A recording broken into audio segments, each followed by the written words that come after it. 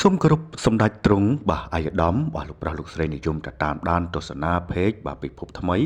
បាទដើម្បីសង្គមបាទជួបជាមួយនឹងខ្ញុំបាទ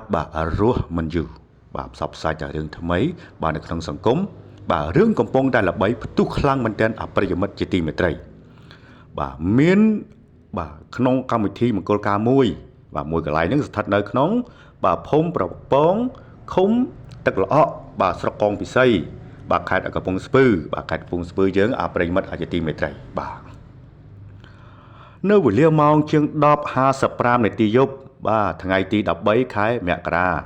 បាទឆ្នាំ2026បាទខណ្ឌពេលដែលភ្ញៀវកំពុងតែបាទហូបចុកនិយាយទៅហូបចុកបាទ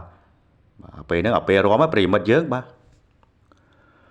ដល់ម៉ោងបាទរំហ្នឹងបាទដល់ម៉ោងរំហ្នឹងប្រិយមិត្តយើងបាទបែរជាកើតរឿងរ៉ាវវាយតប់គ្នាជាអំពើហិង្សាបាទក្នុងបកលការហ្នឹងបាទសង្កេតឃើញថាមួយរយៈពេលនេះបាទម្ចាស់ដើមការ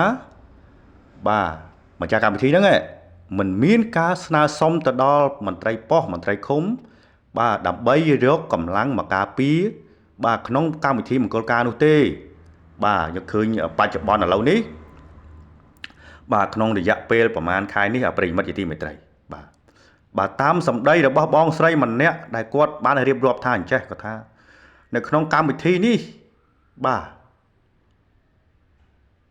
គឺមិនមានការស្នើសុំទៅដល់មន្ត្រីប៉ុស្តិ៍បាទកងកម្លាំងរាជអាវុធហត្ថដើម្បីយកកម្លាំងមកការពារនៅក្នុងកម្មវិធីយើងនេះទេបាទអានេះជាសម្ដីរបស់បងស្រីបាទគឺមានតែប្រជាការពារភូមិបាទ6-7នាក់តែប៉ុណ្ណោះបាទប្រិយមិត្តយើងបាទហើយប្រិយមិត្តជាទីមេត្រីហើយយើងសង្កេតឃើញថាអញ្ចេះបាទទូនាទីប្រជាការពារភូមិតើគាត់មានទូនាទីត្រឹមណាបាទហើយគាត់តែចាប់ចងបាទបកគលដែលវាយគ្នានោះគឺគាត់អត់មានសិទ្ធិទេប្រិយមិត្តជាទីមេត្រីបាទគឺគាត់មានសិទ្ធិត្រឹមតែបាទរាយការណ៍ជូនទៅដល់មេភូមិរាយការណ៍ជូនទៅដល់បាទលោកមេប៉ុស្តិ៍ក៏លោកមេឃុំតែប៉ុណ្ណោះទេបាទនេះជាទូនាទីប្រជាការពារភូមិប្រិយមិត្តជាទីមេត្រីបាទអញ្ចឹងខ្ញុំបាទក៏សូមស្នើសុំឲ្យស្នើសុំទៀតគ្រប់បណ្ដាខេត្តណា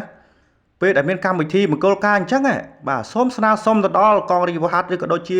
បាទមន្ត្រីប៉ុស្តិ៍មន្ត្រីឃុំឲ្យគាត់មានការយកកម្លាំងបាទមកការពារដើម្បីការពារអញ្ចឹងបាទឃើញទេពេលដែលមានការវាយគ្នាអញ្ចឹងសួរថា